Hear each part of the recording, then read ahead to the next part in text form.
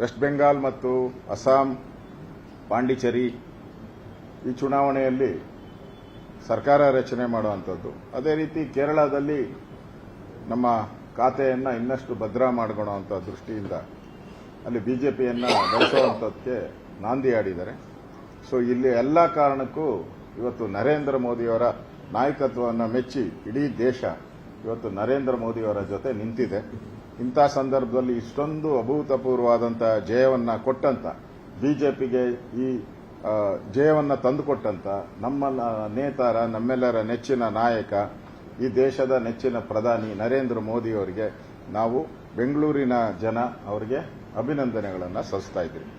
ಅದಕ್ಕೆ ಸಂಬಂಧಪಟ್ಟಂತೆ ಇವತ್ತು ಬಿಜೆಪಿ ಕಚೇರಿಯಲ್ಲಿ ನಾನು ಸಭೆ ಕರೆದಿದ್ದೆ. ನಮ್ಮೆಲ್ಲ ಶಾಸಕರು, ನಮ್ಮೆಲ್ಲ ಇಂದಿನ ನಗರ ಪಾಲಿಕೆ ಸದಸ್ಯರು, ನಮ್ಮ ಜಿಲ್ಲಾಧ್ಯಕ್ಷರು, ತಾಲೂಕು ವಿಧಾನಸಭಾ ಅಧ್ಯಕ್ಷರು ಎಲ್ಲರ ಸಭೆಯನ್ನು ಕರೆದಿದ್ದೆ. ಸುಮಾರು ಒಂದು 300ಕ್ಕೂ ಹೆಚ್ಚು ಜನ ಬಂದಿದ್ರು. ಸೊ ಅವತ್ತಿನ ಕಾರ್ಯಕ್ರಮ ಯಶಸ್ವಿಯಾಗುವಂಥ ದೃಷ್ಟಿಯಿಂದ ಪೂರ್ವ ತಯಾರಿ ಸಭೆಯನ್ನು ಮಾಡಿದ್ದೀನಿ. ಸುಮಾರು ನನಗನ್ಸುತ್ತೆ ಒಂದು 10,000 ರಿಂದ 15,000 ಜನ ಅಲ್ಲಿ ಸೇರ್ಬೋದು ಅಂತ ಇದೆ. ಸೊ ಒಂದು ಒಳ್ಳೆಯ ಕಾರ್ಯಕ್ರಮವನ್ನು ಮಾಡಿ ಅವರಿಗೆ ಅಭಿನಂದನೆ ಸಲ್ಲಿಸಿ ಬಿಜೆಪಿಗೆ ಒಂದು ದೊಡ್ಡ ಜಯವನ್ನು ಕೊಟ್ಟಿದ್ದಾರೆ. ಅದಕ್ಕೋಸ್ಕರ ನರೇಂದ್ರ ಮೋದಿ ಅವರಿಗೆ ಆ ಸನ್ಮಾನವನ್ನು ನಾವು ಮಾಡ್ತಾ ಇದ್ದೀರಿ. ಅವರು ಸುಮಾರು ಈಗಿರುವಂಥ ಸುದ್ದಿ ಪ್ರಕಾರ ಅರ್ಧ ಗಂಟೆಗಳ ಕಾಲ ನಮ್ಮ ಜೊತೆ ಇರ್ತಾರೆ. ಅವರು ಅರ್ಧ ಗಂಟೆ ಭಾಷಣನೂ ಕೂಡ ಮಾಡ್ತಾರೆ. ಪ್ಯೂರ್ಲಿ ಇಟ್ ಈಸ್ ಬಿಜೆಪಿ ಕಾರ್ಯಕ್ರಮ ಅದು. ಅದಾದಮೇಲೆ ಅವರು ರವಿಶಂಕರ್ ಗುರೂಜಿ ಆಶ್ರಮಕ್ಕೆ ಅಲ್ಲೊಂದು ಉದ್ಘಾಟನಾ ಕಾರ್ಯಕ್ರಮ ಇದೆ, ಅದಕ್ಕೆ ಅವರು ತೆರಳುತ್ತಾ ಇದ್ದಾರೆ. ಸೊ ಇದಕ್ಕೆ ನಾನು ಕೇಳಿದ್ರೆ ಕೇಳ್ಬಿಡಿ, ನೆಕ್ಸ್ಟ್ ಹೋಗ್ತೀನಿ. ಅದೇ HAL ಏರ್ಪೋರ್ಟ್ ಪಾರ್ಕಿಂಗ್ ಲಾಟ್ ಇದೆಯಲ್ಲ, ಅಲ್ಲಿ HAL airport parking lot.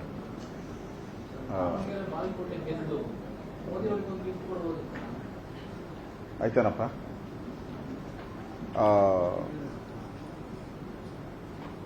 Jeevaraj ಅವರಿಗೆ ನಮ್ಮ ಶಾಸಕರಾಗಿ ಇವತ್ತು ಅವರಿಗೆ ಅಥೆಂಟಿಕ್ ಆಗಿ ಅಂದರೆ ಕಾನೂನುಬಾತ್ಮಕವಾಗಿ ಓತ್ ತಗೊಂಡ ಮುಖಾಂತರ ಅವರು ಶಾಸಕರಾಗಿ ಇವತ್ತಿಂದ ಮೊನ್ನೆನೇ ಎಲೆಕ್ಷನ್ ಕಮಿಷನರ್ ಕೊಟ್ಟಿದ್ದಾರೆ. ಇವತ್ತು ಸ್ಪೀಕರ್ ಅವರು ಪ್ರಮಾಣ ವಚನ ಸ್ವೀಕಾರ ಮಾಡಿದ ಸಂವಿಧಾನದ ಹೆಸರಲ್ಲಿ ಪ್ರಮಾಣ ವಚನವನ್ನು ಸ್ವೀಕಾರ ಮಾಡಿದ್ದಾರೆ.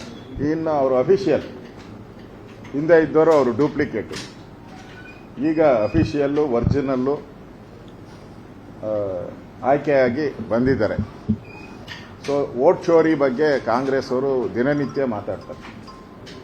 ಈಗ ವೆಸ್ಟ್ ಬೆಂಗಾಲಲ್ಲೂ ಮಾತಾಡ್ತಾ ಇದ್ದಾರೆ ವೋಟ್ ಚೋರಿ ಬಗ್ಗೆ, ಅಸ್ಸಾಮಲ್ಲೂ ಮಾತಾಡ್ತಾ ಇದ್ದಾರೆ. ಆದರೆ ಕೇರಳದಲ್ಲಿ ಮಾತಾಡ್ತಾ ಇಲ್ಲ, ತಮಿಳುನಾಡಲ್ಲಿ ಮಾತಾಡ್ತಾ ಇಲ್ಲ. ಇವೆರಡೇ ರಾಜ್ಯದಲ್ಲಿ ವೋಟ್ ಚೋರಿ, ಇನ್ನೆಲ್ಲ ಕಡೆ ಅವ್ರಿಗೇನಾಗೈತಲ್ಲ ಅದಕ್ಕೆ ವೋಟ್ ಚೋರಿ ಇಲ್ಲ. ಇದು ಸ್ಪಷ್ಟವಾಗಿ ಶೃಂಗೇರಿ ಚುನಾವಣೆ ಏನಿದೆ, ಇಲ್ಲಿ ಚುನಾವಣಾ ರಿಸಲ್ಟ್ ಬಿಜೆಪಿ ಇದು ಕಾಂಗ್ರೆಸ್ ಪರವಾಗಿ ವಾಲಿದೆ ಅನ್ನೋ ಒಂದು ಟ್ರೆಂಡ್ ಬಂತು. ಆ ಟ್ರೆಂಡ್ ಬಂದ ತಕ್ಷಣನೇ ಅಧಿಕಾರಿಗಳೆಲ್ಲ ಎಣಿಕೆಯ ಸಿಸ್ಟಮ್ನೇ ಚೇಂಜ್ ಮಾಡಾಕ್ಬಿಟ್ರು. ಬ್ಯಾಲೆಟ್ ಪೇಪರು ಫಸ್ಟ್ ಕೌಂಟ್ ಮಾಡಬೇಕಾಗಿತ್ತು, ಅದಾದಮೇಲೆ ಜನರಲ್ ಎಲೆಕ್ಟ್ರಾನಿಕ್ ವೋಟಿಂಗ್ ಮಿಷನ್ ಮಾಡಬೇಕಾಯ್ತು. ಅದು ಬಿಟ್ಬಿಟ್ಟು ಕೊನೆಯಲ್ಲಿ ಎಲ್ಲ ಮಾಡಿದ್ದಾರೆ. ಮತ್ತೆ ಬಂಡಲ್ಗಳೆಲ್ಲ ತೆಗೆದುಬಿಟ್ಟು ಅವ್ರ ಕಡೆ ಹಾಕ್ಬಿಟ್ಟು ಗೆದ್ದಿದ್ದಾರೆ ರಾಜ ಅಂತ. ಯಾರು ಒತ್ತಡ ಆಯಿತು? ಯಾರು ಫೋನ್ ಮಾಡಿದ್ರು? ಅಲ್ಲಿನ ರಿಟರ್ನ್ ಆಫೀಸರ್ಗೆ ಫೋನ್ ಯಾರು ಮಾಡಿದ್ರು? ಅಥವಾ ಅಲ್ಲಿನ ಜಿಲ್ಲಾಧಿಕಾರಿಗೆ ಫೋನ್ ಯಾರು ಮಾಡಿದ್ರು? ಇವೆಲ್ಲನೂ ಕೂಡ ತನಿಖೆ ಆಗಬೇಕು. ಇದನ್ನ CBI ಕೊಟ್ರೆ ಸರಿಯಾದಂಥ ತನಿಖೆ ಆಗ್ತೈತೆ. ಈಗ ನಮ್ಮ ಮೇಲೆ ವೋಟ್ ಚೋರಿ ಹೇಳ್ತಾ ಇದೆ, ಕಳ್ತನ ಮಾಡಿದವ್ರು ನೀವು.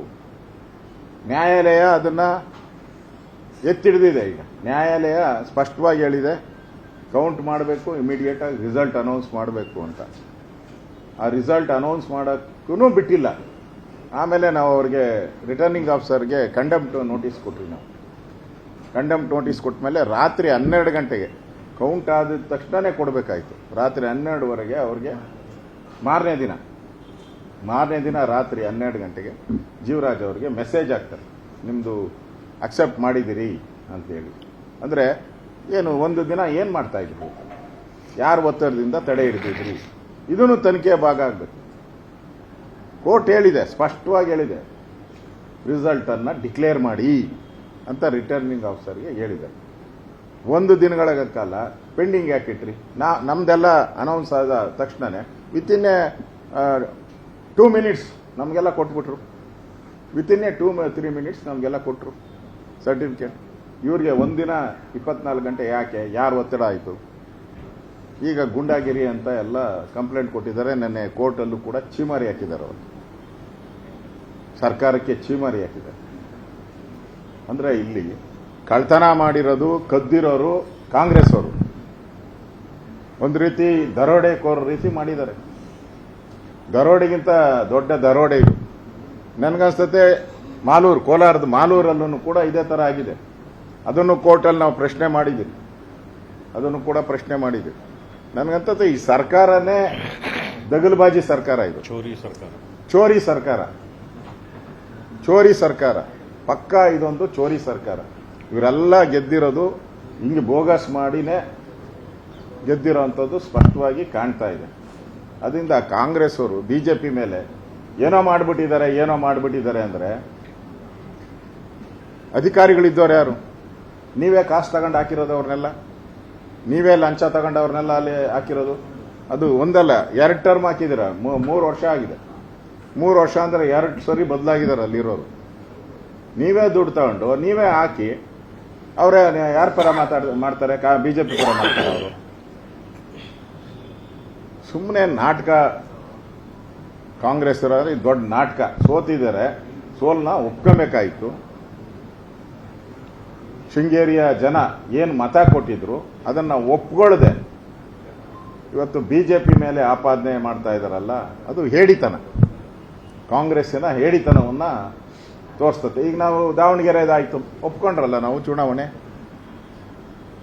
ಬಾಗಲಕೋಟೆ ಚುನಾವಣೆ ಆಯಿತು, ಒಪ್ಕೊಂಡಿದ್ದೀರಿ ನಾವು. ಸೋಲಾಗಿದೆ, ಅದನ್ನ ವಿಮರ್ಶೆ ಮಾಡ್ತೀರಿ. ಅದು ಬಿಟ್ಟುಬಿಟ್ಟು ಇವ್ರದೇ ಅಧಿಕಾರಿ, ಇವ್ರದೇ ಅಲ್ಲಿ MLA ಇದ್ದಿದ್ದು ಹಿಂದೆ. ಇಷ್ಟೆಲ್ಲ ಇದ್ರೂ ಕೂಡ ಹೋಗಿ CCTV ಕ್ಯಾಮ್ರಾ ಸುತ್ತು, ಅದಕ್ಕೆಲ್ಲ CCTV ಕ್ಯಾಮ್ರಾ ಇದೆ. ಯಾವುದದು? ಇದ್ರ ರೂಮ್, ಸ್ಟ್ರಾಂಗ್ ರೂಮ್ ಸುತ್ತು CCTV ಕ್ಯಾಮ್ರಾಗಳಿದೆ. ಇದು ಲಾಕ್ನ ಸೀಲ್ ಮಾಡಿರ್ತಾರೆ.